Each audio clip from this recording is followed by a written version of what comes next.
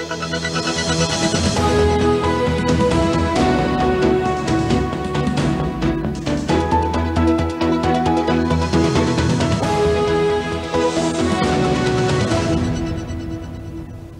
evening, the news now from Meridian.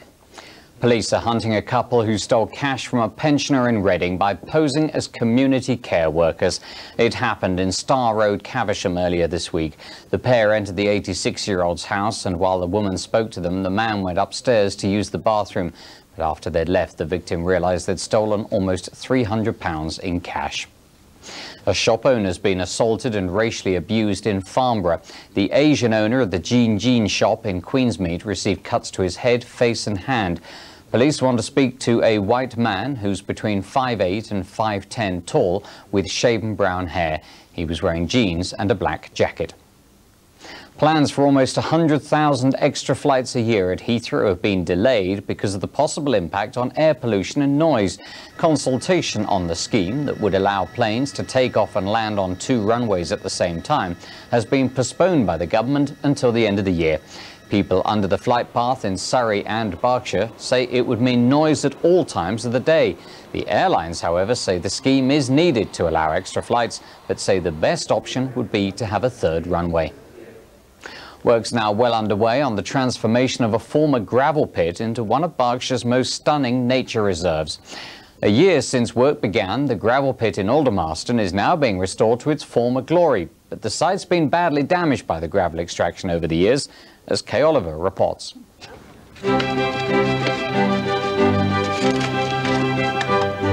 What a difference a year makes. The gravel pits are slowly disappearing, being replaced by lakes and wetland areas. Soon, the wildlife will be returning.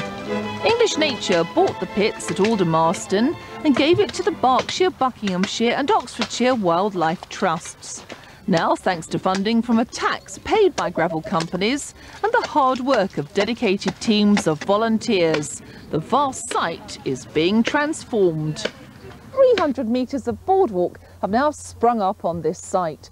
With plans for a further 600 metres of track, it should ensure brilliant access when it finally opens to the public.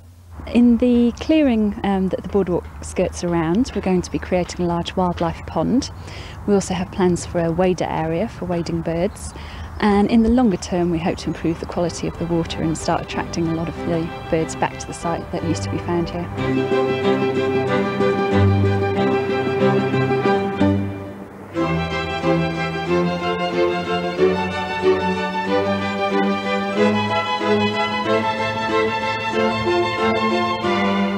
The hope is that one day this site will be returned to its former glory. Well, this will be primarily a site for birds. There'll be bird hides where people can come and have a look at the heronry, for example, on site. And also there's other interesting species here, such as moths and little mammals such as waterfowl.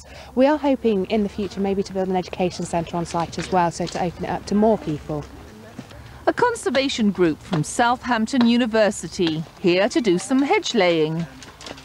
The idea is to create a sort of boundary between the waterway and where the sort of walkway is, so the birds don't sort of get disturbed when visitors have come sort of later on in the year. There's quite a lot of wildlife that they're going to attract back to the area, and increasing species diversity is really important for the site.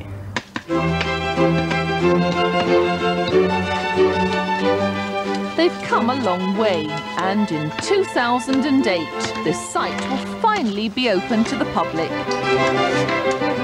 Kay Oliver in Aldermaston for Meridian News. Shoppers in Wokingham have been snapping up some fair trade bargains today. Food and crafts produced in the developing world have been on sale at the town's market. The stall was organised by the Wokingham Fair Trade campaign to raise awareness and encourage local businesses to stock the products. The team, who have won the support of Wokingham MP John Redwood, want to produce a list of local shops and restaurants who stock fair trade goods. It's good for people to know where their foods come from, that they can see traceability in the chain with fair trade products. They know that the banana producers at the bottom of the pile who are working on the plantations are actually getting paid a fair wage, they're not being exposed to huge amounts of chemicals, and that children aren't having to work in the fields with their families. Children can go to school. We're sending a very strong message that you can make a direct contribution to tackling poverty in the poorest countries of the world if you buy their products. They have some very good products. Two I bought are organic. I'm sure that the health faddists will say I shouldn't have the chocolate, but it's not going to stop me. And I think organic fair trade chocolate is an extremely good idea. Very attractive products available, so I would urge as many people as possible to practice what they preach. We want to tackle world poverty. Best way is to buy their goods. John Redwood there. Well, on to sport, and Reading were looking to take another giant step towards promotion this afternoon, but the Royals have never beaten their opponents Wolves at the Medeski Stadium. Well, a sellout crowd were there to cheer the promotion chasers on, along with our reporter David Riley.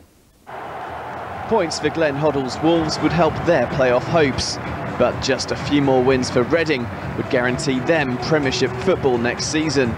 Despite a few half chances early on, it was Wolves who got the ball into the back of the net first. Jeremy Ali Adair beating Marcus Hahnemann. Luckily for the home fans, it was disallowed for offside. Just a few minutes later, though, the league leaders were ahead. Doyle's ball fell luckily to John Oster, who put the ball into the danger zone, where Bobby Convey was waiting to rocket the ball into the roof of the net. However, Wolves weren't ready to lie down. 10 minutes before half-time, they were almost level. Some slack defending called for some brave goalkeeping to deny Thomas Frankowski. But the visitors were lucky not to be 4 down by half-time. First, the lively Convey ran half the pitch to have a pop. Then Doyle also tried to make his own luck. And after scoring so many of these all season, Ibrahima Sonko failed to make this header count. After the break, Steve Coppell's men started in the same vein, Convey muscling through to get a shot on goal. But then, while failing to clear properly, Ingemarson inadvertently teed up Kenny Miller to score with just under half an hour left. And the Royals could so easily have gone behind 10 minutes later, but for another great save from Marcus Hahnemann. But the scores stayed the same until the final whistle. It finished Reading 1, Wolves 1, and with Leeds also drawing, the Royals won't be promoted until next weekend at the earliest. David Riley for Meridian News. Not such good news for our other team. In League One, relegation threatened Swindon Town lost 1-0 at Colchester. Chris Uwaluma got the first and only goal for the home side. It came for the penalty spot after a quarter of an hour.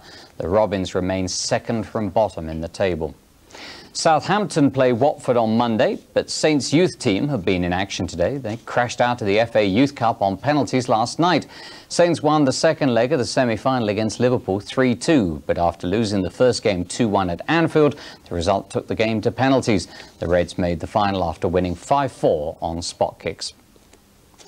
On to cricket, and Hampshire have 2 representatives playing in the final test match in India, which started today. Batsman Kevin Peterson hit 5 fours and a huge 6 on his way to making 39 in Mumbai. He was eventually caught behind, however, off the bowling of Srinath with his ball. England reached 272 for the loss of 3 wickets at the close. Peterson's Hampshire teammate Sean Udall is also playing in Mumbai, but is yet to bat. One big ice hockey match to tell you about. The Basingstoke Bison have the first of their home matches in the Elite League playoffs. They meet Sheffield on Sunday evening. The Steelers won their last meeting. Finally, another athlete from the south has made the podium at the Commonwealth Games. Julia Beckett from Winchester was part of the 4x200 metre relay team that won silver in the pool today. Tomorrow, Reading's Rebecca Cook will be going for gold in the 800 metre freestyle out in Melbourne. Good luck to her. Now, though, here's Martyn with the weather.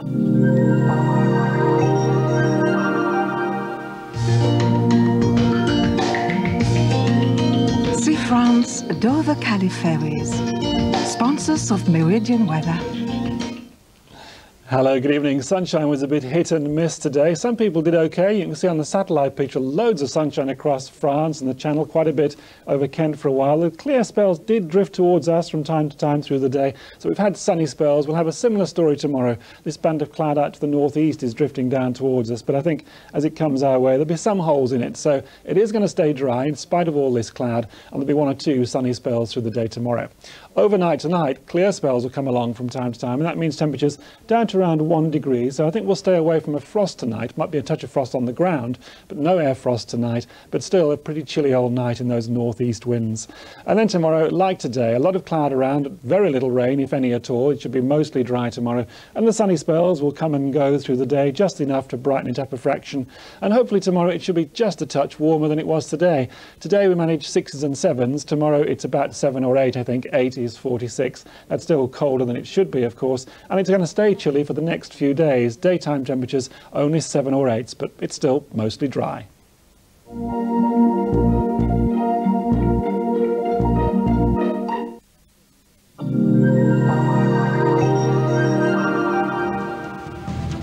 Well, that's it from the newsroom for now. We'll be back with 2 bulletins tomorrow, 10 past 2 and 6:30. Do join us then if you can. From us all, though, have a very good evening. Bye-bye.